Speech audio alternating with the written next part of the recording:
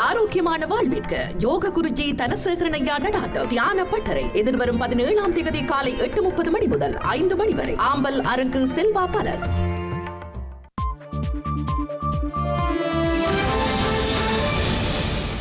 வணக்கம். இது ஐபிசி தமிழின் இரவு நேர பிரதான செய்திகள். முதலில் தலைப்புச் செய்திகள்.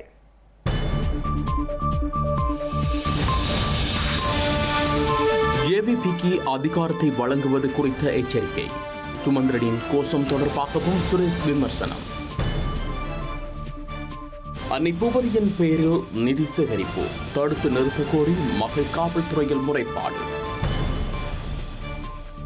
நிராகரிக்கப்பட்ட வேட்புமனுக்கள் குறித்து தேர்தல் ஆணைக்குழு விசேட அறிக்கை, தீர்ப்பு நகல்களை சமர்ப்பிக்குமாறும் உத்தரவு. யாழ் கலாச்சார மண்டபம் குறித்து விசேட கலந்துரையாடல், இந்தியாவிடமிருந்து பொறுப்பேற்பது குறித்து விசேட கவனம். திமுக பிரிவினைவாதம் பேசுவதாக விமர்சிக்கும் பாஜக, மாநில சுயாட்சி அதிகாரம் குறித்த ஸ்டாலினின் அறிக்கைக்கு எதிர்ப்பு. ரஷ்யாவின் படையெடுப்புக்கு உக்ரைன் ஜனாதிபதியே காரணம் என ட்ரம்ப் குற்றச்சாட்டு, மாஸ்கோவின் தாக்குதலுக்கும் கண்டனம்.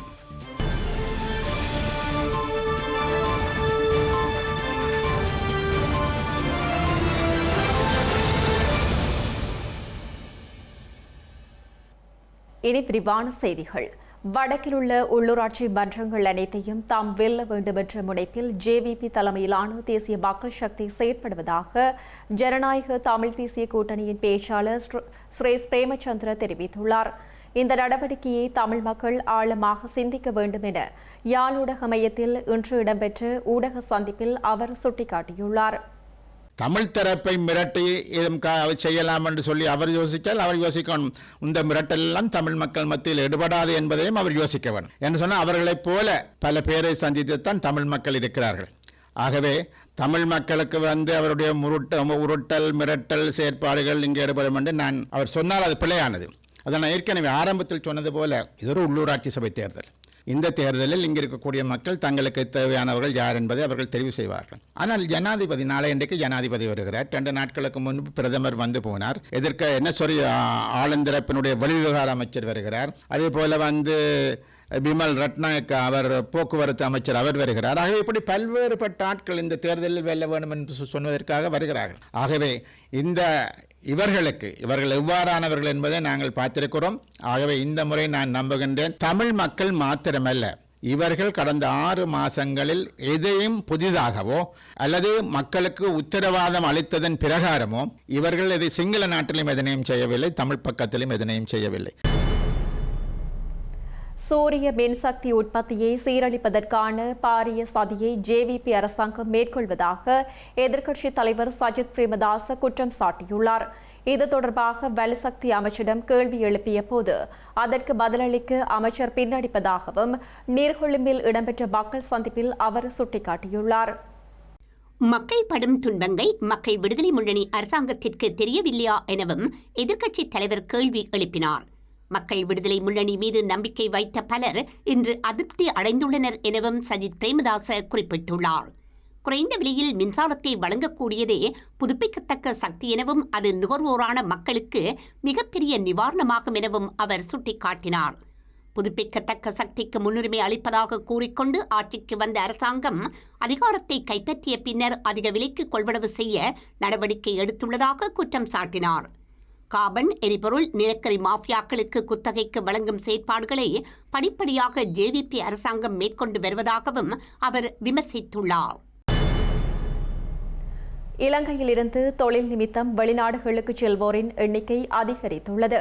கடந்த வருடத்தில் மாத்திரம் 3,14,828 இலங்கையர்கள் தொழில் நிமித்தம் வெளிநாடுகளுக்கு சென்றுள்ளதாக தெரிவிக்கப்படுகின்றது. மட்டக்களப்பு நாவலடியில் உள்ள தியாக தீபம் அன்னை பூபதியின் நினைவேந்தலுக்காக வெளிநாட்டில் பணம் பெற்றுள்ள 3 பேருக்கு எதிராக அன்னையின் மகள் காவல்துறையில் முறைப்பாடு செய்துள்ளார். இந்த நினைவேந்தலை வைத்து வெளிநாடுகளில் இருந்து பணத்தை பெற்று அதனை அரசியலாக்கி நினைவேந்தலை செய்ய முயற்சிப்பதாக தெரிவித்து அன்னை பூபதியின் மகள் சாந்தி இன்று செவ்வாய்க்கிழமை 3 பேருக்கு எதிராக முறைப்பாடு செய்துள்ளதாக காத்தாங்குடி காவல்துறையினர் தெரிவித்துள்ளனர். தியாக தீபம் அன்னை பூபதியின் 37வது நினைவேந்தல் எதிர்வரும் 19ஆம் தேதி அவரது நினைவிடத்தில் இடம்பெறவுள்ளது. இந்த நிலையில் இந்த நினைவேந்தலை முன்னிட்டு மனிதநேய செயற்பாட்டாளர்களான சிவயோகநாதன், செல்வகுமார், அரவிந்தன் ஆகியோர் நோர்வே நாட்டிலிருந்து தனது தாயாரின் பெயரை பாவித்து பணத்தை பெற்றுள்ளதாக அன்னை பூபதியின் மகள் குற்றம் சாட்டியுள்ளார். அத்துடன் இந்த பணத்தில் விளையாட்டுப் போட்டிகள் மற்றும் அன்னையின் திருவுருவ படத்தை வாகனத்தில் வைத்து ஊர்வலமாக கொண்டு செல்வதற்கு திட்டமிட்டுள்ளதாகவும் அவர் கூறியுள்ளார். எனவே அமைதியாக செய்ய வேண்டிய தமது அன்னையின் நினைவேந்தலை இவர்கள் அரசியலாக்கி இலாபமடைய முயற்சிப்பதாகவும் அவர் தனது முறைப்பாட்டில் சுட்டிக்காட்டியுள்ளார். எனவே இவ்வாறு செய்வதை தாம் விரும்பவில்லை எனவும் இந்த 3 பேரின் செயற்பாட்டை தடுத்து நிறுத்தி அவர்களை தடை செய்து அமைதியாக நினைவேந்தலை செய்வதற்கான சூழ்நிலையை ஏற்படுத்தி தருமாறு கோரி அன்னை பூபதியின் மகள் தனது முறைப்பாட்டில் தெரிவித்துள்ளார். இந்திய உயர்ஸ்தானிகர் அலுவலக அதிகாரிகளால் பராமரிக்கப்படும் யாழ்ப்பாணம் திருவள்ளுவர் கலாச்சார மண்டபத்தின் நிர்வாக நடவடிக்கைகளை ஒழுங்குபடுத்துவதற்காக யாழ் மாநகர சபையால் அதிகாரிகளை நியமிக்குமாறு வடமாகாண ஆளுநர் பணிப்புரை விடுத்துள்ளார். மேலும் இணை முகாமைத்துவ குழுவின் கூட்டத்தை விரைவாக கூட்டுவதற்கு ஏதுவாக மத்திய அரசாங்கத்தின் கலாச்சார அமைச்சுக்கு உடனடியாக கடிதம் அனுப்புமாறும் ஆளுநர் அறிவுறுத்தியுள்ளார். யாழ்ப்பாணம் திருவள்ளுவர் கலாசார மண்டபத்தின் பராமரிப்புக்குரிய பொறுப்பை இந்திய அரசாங்கம் 5 ஆண்டுகளுக்கு ஏற்றிருந்ததுடன் அந்த கால வரையறை அடுத்த ஆண்டுடன் நிறைவடைய உள்ளது.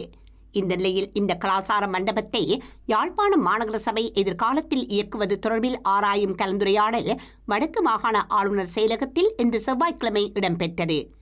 எதிர்காலத்தில் யாழ் மாநகர சபை அதனை கொண்டு நடத்துவதற்குரிய ஒழுங்குகளை முன்னெடுப்பதற்காகவும் இந்த கலந்துரையாடல் ஒழுங்குபடுத்தப்பட்டுள்ளதாக ஆளுநர் நா. வேதநாயகன் குறிப்பிட்டார். எவ்வளவு விரைவாக இதனை மாநகர சபையை பொறுப்பேற்று இயக்க முடியுமோ அதற்குரிய ஒழுங்குகள் செய்யப்பட வேண்டுமென்றும் அவர் வலியுறுத்தினார். இந்த கலாசார மண்டபத்தை இயக்குவதற்கான இணை முகாமைத்துவ குழுவின் கூட்டம் 2023ஆம் ஆண்டு ஆகஸ்ட் மாதத்தின் பின்னர் நடத்தப்படவில்லை என்றும் அது எவ்வளவு விரைவாக இடம்பெறுகின்றதோ அதற்கமைவாகவே ஏனைய நடவடிக்கைகளை விரைந்து முன்னெடுக்க முடியும் எனவும் இந்திய துணை உயர்ஸ்தானிகர் குறிப்பிட்டார். எதிர்காலத்தில் இணை முகாமைத்துவ குழுவை உள்ளூரை மையப்படுத்தியதாக உருவாக்குவது சிறப்பாக இருக்கும் என்றும் அத்துடன் இந்திய தூதரகம் ஆலோசனை வழங்கும் ஒரு தரப்பாகவே எதிர்காலத்தில் இருக்கும் எனவும் அவர் தெளிவுபடுத்தினார். கலாசார மண்டபம் யாழ் மாநகர சபையால் முழுமையாக இயக்கப்பட்ட பின்னர் அதில் எவ்வாறான நடவடிக்கைகளை முன்னெடுப்பது என்பது தொடர்பான திட்டமிடல்களை முன்னெடுக்கலாம் என இந்திய தூதரக அதிகாரிகள் சுட்டிக்காட்டினர். சித்திரை புதுவருடத்தை முன்னிட்டு ஸ்ரீலங்காவின் முன்னாள் பிரதமர் மஹிந்த ராஜபக்ஷவிடம் அவரது சகோதரம் முன்னாள் ஜனாதிபதியுமான கோட்டாபய ராஜபக்ஷ ஆசி பெற்றுள்ளார். கொழும்பு விஜயராம மாவட்டத்தில் உள்ள மஹிந்த ராஜபக்ஷவின் உத்தியோகபூர்வ இல்லத்தில் இந்த நிகழ்வு இடம்பெற்றது. இதன்போது முன்னாள் ஜனாதிபதி கோட்டாபய ராஜபக்ஷவின் மனைவியும் ஆசி பெற்றதுடன் சுமூகமான கலந்துரையாடலும் இடம்பெற்றுள்ளது. பண்டிகை காலத்தில் ஏற்பட்ட பல்வேறு விபத்துகள் காரணமாக கொழும்பு தேசிய வைத்தியசாலையின் அவசர சிகிச்சை பிரிவில் 412 பேர் அனுமதிக்கப்பட்டுள்ளனர். இவ்வாறு அனுமதிக்கப்பட்ட 412 பேரில் 60 சிகிச்சை பலனின்றி உயிரிழந்துள்ளனர். இந்த 412 பேரும் கடந்த 13 மற்றும் 14ஆம் தேதிகளில் அனுமதிக்கப்பட்டவர்கள் என்று கொழும்பு தேசிய வைத்தியசாலையின் அவசர சிகிச்சை பிரிவின் பணிப்பாளர் வைத்தியர் இந்திக ஜாகொட தெரிவித்துள்ளார். குறித்த நோயாளர்களுள் 80 பேர் பல்வேறு அறுவை சிகிச்சைகளுக்கு உட்படுத்தப்பட வேண்டியவர்கள் என்றும் அவர் தெரிவித்தார். இந்த வருடம் பண்டிகை காலத்தில் பட்டாசுகளால் ஏற்படும் காயங்கள் காரணமாக அனுமதிக்கப்பட்ட நோயாளிகளின் எண்ணிக்கை சடுதியாக குறைந்துள்ளதாகவும் அவர் குறிப்பிட்டுள்ளார். இவ்வாறு மேலும் கவனமாக இருந்தால் இந்த ஆபத்து நிலைகளை வெகுவாக குறைக்க முடியும் என்றும் கொழும்பு தேசிய வைத்தியசாலையில் அவசர சிகிச்சை பிரிவின் பணிப்பாளர் வைத்தியர் இந்திக ஜாகொட தொடர்ந்தும் சுட்டிக்காட்டியுள்ளார். அம்பாறையில் முன்னாள் அமைச்சர் ரிஷாட் பதியுதீன் மற்றும் LAM அதாவுல்லாக் ஆகியோரின் ஆதரவாளர்களுக்கிடையில் மோதல் ஏற்பட்டுள்ளது. இந்த மோதலில் காயமடைந்தவர்கள் சம்மாந்துறை ஆதார வைத்தியசாலையில் அனுமதிக்கப்பட்டுள்ளனர். இதேவேளை அம்பாறை மாவட்டம் சம்மாந்துறை காவல்துறை பிரிவிற்குட்பட்ட புறநகர் பகுதியான நாய்க்குட்டியர் சந்தி பகுதியில் ஏற்பட்ட இந்த மோதலில் காயமடைந்தவர்களை தேசிய காங்கிரஸ் தலைவர் ALM அதாவுல்லாக் நேரில் சென்று பார்வையிட்டு ஆறுதல் தெரிவித்துள்ளார். தேசிய காங்கிரசின் வீரமுனை வட்டார வேட்பாளர் ACM ஷகீல் உள்ளிட்ட இருவரே சம்மாந்துறை ஆதார வைத்தியசாலையில் அனுமதிக்கப்பட்டுள்ளதாக எமது பிராந்திய செய்தியாளர் தெரிவித்துள்ளார். அம்பாறை மாவட்டத்தில் பதிவான முதலாவது தேர்தல் வன்முறை சம்பவமாக இது பதிவாகியுள்ளதாக தெரிவிக்கப்பட்டுள்ளது. ஸ்ரீலங்காவின் 2025 ஆண்டு உள்ளூராட்சி தேர்தலில் நிராகரிக்கப்பட்ட வேட்புமனுக்கள் தொடர்பாக அரசியல் கட்சிகள் மற்றும் சுயேட்சை குழுக்களுக்கு தேசிய தேர்தல் ஆணைக்குழு அறிவிப்பை வெளியிட்டுள்ளது. தேர்தலில் போட்டியிட சமர்ப்பிக்கப்பட்ட வேட்புமனுக்கள் நிராகரிக்கப்பட்டதற்கு எதிராக ஏதேனும் சட்ட நடவடிக்கை எடுக்கப்பட்டிருந்தால் மனுக்கள் மற்றும் தீர்ப்புகளின் நகல்களை வழங்குமாறு அரசியல் கட்சிகள் மற்றும் சுயேட்சை குழுக்களின் செயலாளர்கள் மற்றும் அங்கீகரிக்கப்பட்ட பிரதிநிதிகளை தேர்தல்கள் ஆணைக்குழு இந்த அறிவிப்பினூடாக கேட்டுக் கொண்டுள்ளது. ஸ்ரீலங்காவின் எதிர்வரும் மே மாதம் 6ஆம் திகதி அன்று திட்டமிட்டிருந்த தேர்தலுக்காக சமர்ப்பிக்கப்பட்ட பல வேட்புமனுக்கள் பிறப்புச் சான்றிதழ்களின் சான்றளிக்கப்பட்ட நகல்களை சமர்ப்பிக்காது, முறையாக உறுதிமொழி எடுக்காதது மற்றும் பிறப்புச் சான்றிதழ்களின் நகல்களை மட்டுமே சமர்ப்பித்ததன் அடிப்படையில் நிராகரிக்கப்பட்டன. எனினும் இந்த தேர்தலுக்கு முன்னர் நிராகரிக்கப்பட்ட 70க்கும் மேற்பட்ட வேட்புமனுக்களை ஏற்றுக்கொள்ள மேன்முறையீட்டு நீதிமன்றம் உத்தரவிட்டுள்ளது. இந்த நிலையில் தேர்தலுக்கான வேட்புமனுக்கள் நிராகரிக்கப்பட்டமைக்கு எதிராக மனுக்கள் மற்றும் தீர்ப்புகளை சம்பந்தப்பட்ட மாவட்டத்தின் மாவட்ட தேர்தல் அலுவலகங்களில் ஒப்படைக்குமாறு அரசியல் கட்சிகள் மற்றும் சுயேட்சை குழுக்களை தேர்தல்கள் ஆணைக்குழு கேட்டுக் கொண்டுள்ளது. உள்ளூராட்சி மன்ற தேர்தலுக்கான வேட்பு மனுக்கள் நிராகரிக்கப்பட்டதை எதிர்த்து தாக்கல் செய்யப்பட்ட 50க்கும் மேற்பட்ட மனுக்களை ஸ்ரீலங்காவின் உச்ச நீதிமன்றம் தள்ளுபடி செய்திருந்தமையும் குறிப்பிடத்தக்கது. ஐக்கிய தேசிய கட்சியின் தலைமைத்துவத்தின் கீழ் அனைத்து சந்தர்ப்பங்களிலும் ஒற்றை ஆட்சியை கொண்ட சுயாதீனமான பலமிக்க நாடாக ஸ்ரீலங்கா இருந்ததாக முன்னாள் அமைச்சர் வஜ்ர அபேவர்த்தன தெரிவித்துள்ளார். ஆகவே புதிய ஆண்டில் ஐக்கிய தேசிய கட்சி பலமிக்கதாக முன்னோக்கி செல்லும் எனவும் அவர் கூறியுள்ளார். உள்ளூராட்சி மன்ற தேர்தல் ஊடாக எப்போதும் முக்கியமான அரசியல் செய்தியொன்று வழங்கப்படுவதாக வஜ்ர அபேவர்த்தன கூறியுள்ளார். இந்த முறை உள்ளூராட்சி மன்ற தேர்தலில் வாக்களிப்பவர்களை விட வாக்களிக்காமல் இருப்பவர்கள் அதிகமாக இருப்பார்கள் என எதிர்பார்ப்பதாக அவர் குறிப்பிட்டுள்ளார். இந்த தேர்தலில் வாக்களிப்போர் யானை சின்னத்திற்கு வாக்களிக்குமாறு கேட்டுக்கொள்வதாகவும் வஜ்ர அபேவர்த்தன கூறியுள்ளார். ஸ்ரீலங்காவின் அடையாளத்தை பாதுகாக்கும் முறை கட்சியாக ஐக்கிய தேசிய கட்சியே இருப்பதாகவும் அவர் குறிப்பிட்டுள்ளார். தாம் பொது நிர்வாக மற்றும் உள்ளூராட்சி மன்ற அமைச்சராக இருந்த காலப்பகுதியில் ஜனநாயக அடிப்படையில் உள்ளூராட்சி சபைகள் எந்த கட்சி வசம் இருந்தாலும் அந்த சபைகளை பேணி பாதுகாப்பது அரசின் கடமையாக இருந்ததாகவும் நிர்வாக பொறிமுறையானது அரசியலமைப்பின் பிரகாரம் இடம்பெற்றதாகவும் வஜ்ர அபேவர்த்தன தெரிவித்துள்ளார். கனடாவின் டொரண்டோ நகரின் பிக்கட்டிங் பகுதியில் பல ஆண்டுகளாக இடம்பெற்றதாக கூறப்படும் பாலியல் வன்கொடுமைகளின் சூத்திரதாரியாக இலங்கை தமிழ் பூர்வீகத்தைச் சேர்ந்த 44 வயதான பிரவீன் ரஞ்சன் என்ற மத பிரசங்கியோர் பிராந்திய காவல்துறையினரால் குற்றம் சாட்டப்பட்டுள்ளார். மத ஆய்வுகள் என்ற போர்வையில் குறித்த நபர் தனது வதிவிடத்தில் வாழ்ந்து இந்த பாலியல் வன்முறைகளை செய்ததாக குறிப்பிட்டுள்ள காவல்துறை அவர் மீது 7 பாலியல் வன்கொடுமை குற்றச்சாட்டுகள் சுமத்தப்பட்டுள்ளது. கனடாவின் டொரண்டோ நகர பிக்கரிங் மற்றும் மார்க்கம் பகுதியில் பல ஆண்டுகளாக இடம்பெற்றதாக கூறப்படும் பாலியல் வன்கொடுமை சம்பவங்களின் சூத்திரதாரியாக 44 வயதான பிரவீன் ரஞ்சன் என்ற இலங்கை பூர்வீக மத பிரசங்கி மீது யோர்க் பிராந்திய காவல்துறை குற்றச்சாட்டை தொடுத்துள்ளது. டொரண்டோவில் வாழும் பிரவீன் ரஞ்சன் பிக்கரிங்ஸ் பகுதியில் உள்ள ஒரு வதிவிடத்தில் மத ஆய்வுகளை நடத்தி வருவதான போர்வையில் வாழ்ந்து இந்த பாலியல் வன்முறைகளை செய்ததாக குறிப்பிட்டுள்ள காவல்துறை குறித்த நபரால் தான் 6 முறை பாலியல் வன்கொடுமைக்கு ஆளாக்கப்பட்டதாக ஒருவரும், அதேபோல இதே பிரவீன் ரஞ்சனால் தான் கடந்த ஆண்டு டிசம்பரில் பாலியல் வன்கொடுமைக்கு ஆளாக்கப்பட்டதாக முறைப்பாட்டை வழங்கியுள்ளதாகவும் தெரிவித்துள்ளது. தற்போது இலங்கையைச் சேர்ந்த பிரவீன் ரஞ்சன் மீது பாலியல் வன்கொடுமைகளில் 7 குற்றச்சாட்டுகள் சுமத்தப்பட்டுள்ளன. இந்த குற்றச்சாட்டுகளின் அடிப்படையில் இவர் மீதான வழக்கு விசாரணைகள் அடுத்த மாதம் ஆரம்பமாக உள்ளது. பிரவீன் ரஞ்சன் மீது பாலியல் வன்கொடுமை முறையீடுகளை வழங்கிய 2 முறைப்பாட்டாளர்களின் அடையாளங்களை வெளியிட நீதிமன்றம் தடை விதித்துள்ளதால் இந்த 2 முறைப்பாட்டாளர்களின் விவரங்கள் வெளியிடப்படவில்லை. இந்த இருவரும் ஆண்களா அல்லது பெண்களா என்பதும் தெரிய வரவில்லை. இதற்கிடையே பிரவீன் ரஞ்சனால் பாலியல் ரீதியில் பாதிக்கப்பட்டவர்கள் இன்னும் பலர் இருக்கலாம் என குறிப்பிடும் யோர்க் காவல்துறை புலனாய்வாளர்கள் அவ்வாறாக இவரால் பாதிக்கப்பட்டவர்கள் இருந்தால் அவர்கள் முன்வந்து தமக்கு தகவல்களை வழங்க வேண்டும் எனவும் அவர்கள் வழங்கும் தகவல்கள் இரகசியமாக பாதுகாக்கப்படும் எனவும் அழைப்பு விடுத்துள்ளது. முறைப்பாட்டாளர்களின் அடையாளங்கள் பாதுகாக்கப்பட்டாலும் தற்போது பிரவீன் ரஞ்சனின் நிழல் படத்தை யோர்க் காவல்துறை வெளியிட்டிருப்பது குறிப்பிடத்தக்கது. இலங்கையில் பெரும்பாலான பகுதிகளில் இன்று இரவு நேரங்களில் மழை அல்லது இடியுடன் கூடிய மழை பெய்யும் என வளிமண்டலவியல் திணைக்களம் தெரிவித்துள்ளது. மத்திய சப்ரகமுவ, தெற்கு மற்றும் ஊவா மாகாணங்களின் சில இடங்களில் 75 மில்லிமீட்டருக்கும் அதிகமான ஓரளவு பலத்த மழை பெய்யக்கூடும் என வளிமண்டலவியல் திணைக்களம் எதிர்வு கூறியுள்ளது. இடியுடன் கூடிய மழை பெய்யும் போது தற்காலிகமாக பலத்த காற்று மற்றும் மின்னல் தாக்கத்தினால் ஏற்படும் பாதிப்புகளை குறைக்க போதுமான முன்னெச்சரிக்கை நடவடிக்கைகளை எடுக்குமாறு பொதுமக்களிடம் வளிமண்டலவியல் திணைக்களம் கேட்டுக் கொண்டுள்ளது. புத்தளத்திலிருந்து கொழும்பு மற்றும் காலி வழியாக மாத்தறை வரையிலான கடற்கரைக்கு அப்பாற்பட்ட கடற்பரப்புகளில் பல இடங்களில் மழை பெய்யும் எனவும் தெரிவிக்கப்பட்டுள்ளது. நாட்டை சுற்றியுள்ள ஏனைய கடற்பரப்புகளில் சில இடங்களில் இரவில் மழை அல்லது இடியுடன் கூடிய மழை பெய்யக்கூடும் எனவும் எதிர்வு கூறப்பட்டுள்ளது. இடியுடன் கூடிய மழை பெய்யும் போது தற்காலிகமாக பலத்த காற்று வீசும் என்பதுடன் கடல் மிகவும் கொந்தளிப்பாக இருக்கும் எனவும் தெரிவிக்கப்பட்டுள்ளது. வரலாற்று சிறப்புமிக்க யாழ்ப்பாண பரதடி பிள்ளையார் ஆலயத்தின் வருடாந்த மகோற்சவத்தின் தீர்த்த திருவிழா இன்று வெகு சிறப்பாக இடம்பெற்றுள்ளது.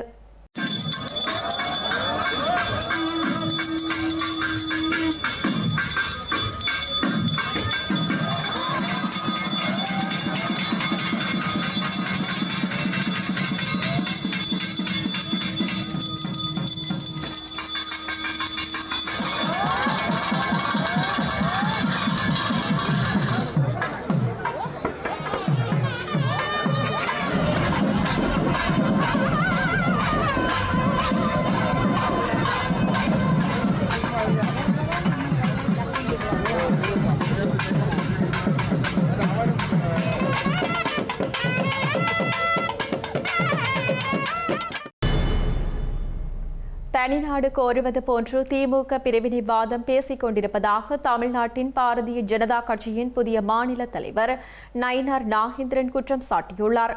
முதலமைச்சர் ஸ்டாலின் கொண்டு வந்த மாநில சுயாட்சி தீர்மானம் தமிழ்நாட்டின் சட்டமன்றத்தில் நிறைவேற்றப்பட்டுள்ள நிலையில் அவர் இந்த குற்றச்சாட்டை முன்வைத்துள்ளார்.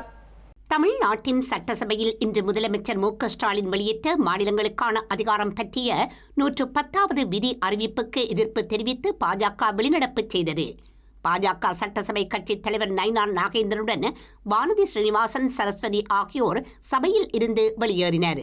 தேர்தலுக்காக இதுபோன்று மத்திய அரசுக்கு எதிரான தீர்மானங்களை கொண்டு வருகிறார்கள் எனவும் சட்டசபையில் இருந்து வெளியேறிய பின்னர் நயினார் நாகேந்திரன் குற்றம் சாட்டினார். எதிர்வரும் சட்டசபை தேர்தலில் தமிழ்நாட்டில் தேசிய ஜனநாயக கூட்டணிக்கு மக்கள் வாக்களித்து வெற்றி பெறச் செய்ய வேண்டும் எனவும் அவர் கோரிக்கை விடுத்துள்ளார். திமுக இனி ஆட்சிக்கு வர முடியாது என நயினார் நாகேந்திரன் கூறியுள்ள நிலையில் சட்டசபையின் பாஜக தலைவர் பொறுப்பு வேறு ஒருவருக்கு வழங்கப்பட உள்ளதாக தகவல்கள் வெளியாகியுள்ளமை குறித்து ஊடகங்கள் கேள்வி எழுப்பினர். ஒருவரிடம் பதவிகள் இல்லாமல் பிரித்துக் கொடுக்கப்பட்டால் அது நல்லதே எனவும் பாரதிய ஜனதா கட்சியின் மாநில தலைவர் சுட்டிக்காட்டியுள்ளார். உக்ரைன் மீதான ரஷ்யாவின் படையெடுப்புக்கு விளாடிமிர் செலன்ஸ்கியே காரணம் என அமெரிக்க ஜனாதிபதி டொனால்ட் ட்ரம்ப் மீண்டும் விமர்சித்துள்ளார். ரஷ்யாவின் புதிய ஏவுகணை தாக்குதலில் 35 பேர் வரை பலியான சம்பவத்தின் பின்னர் அவர் இந்த கருத்தை கூறியுள்ளார். ரஷ்ய உக்ரைன் மோதலில் 3 மில்லியன் பேர் மரணித்துள்ளதாகவும் அமெரிக்க ஜனாதிபதி மேலும் சுட்டிக்காட்டியுள்ளார். உக்ரைன் போரில் மில்லியன் கணக்கான மக்கள் உயிரிழந்தமைக்கான பழியை விளாடிமிர் புட்டினுடன் ரஷ்ய ஜனாதிபதியும் பகிர்ந்து கொள்ள வேண்டும் என டொனால்ட் ட்ரம்ப் கூறியுள்ளார். உக்ரைனை விட மிகப்பெரிய வலிமை கொண்ட ஒருவருடன் போரை ஆரம்பித்திருக்கக்கூடாது என அவர் குறிப்பிட்டுள்ளார். அத்துடன் நட்பு நாடுகள் ஏவுகணைகளை வழங்கும் என நம்பிக்கை கொண்டிருந்ததாகவும் டொனால்ட் ட்ரம்ப் தெரிவித்துள்ளார். ரஷ்யா உக்ரைன் மோதலுக்கு அமெரிக்காவின் முன்னாள் ஜனாதிபதி ஜோ பைடனும் ஒரு காரணம் எனவும் அவர் சாடியுள்ளார். இந்த வருடம் உக்ரைன் மீது ரஷ்யா நடத்திய மிக பாரிய தாக்குதலில் பலர் உயிரிழந்த சம்பவத்திற்கு சர்வதேச நாடுகள் கண்டனங்களை வெளியிட்டு வரும் நிலையில் டொனால்ட் ட்ரம்பின் இந்த கருத்து வெளியாகியுள்ளது.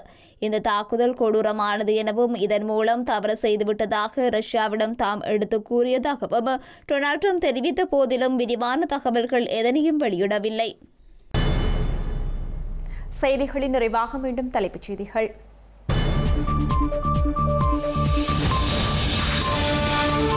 ஜேவிபிக்கு அதிகாரத்தை வழங்குவது குறித்த எச்சரிக்கை.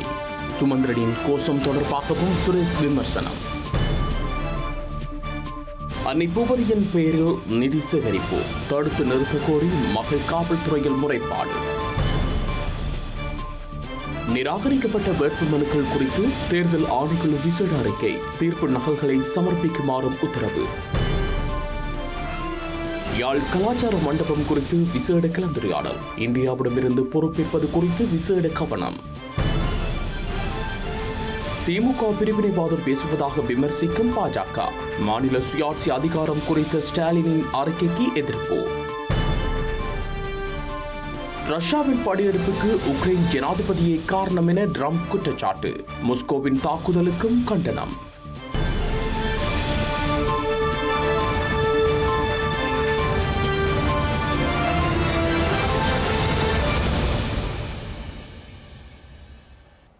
இத்துடன் ஐபிசி தமிழின் இரவு நேர பிரதான செய்திகள் நிறைவு பெற்றன. உடனுக்குடன் செய்திகளை அறிந்து கொள்ள ibctamil.com என்ற இணையதளத்தை பார்வையிடுங்கள். வணக்கம்.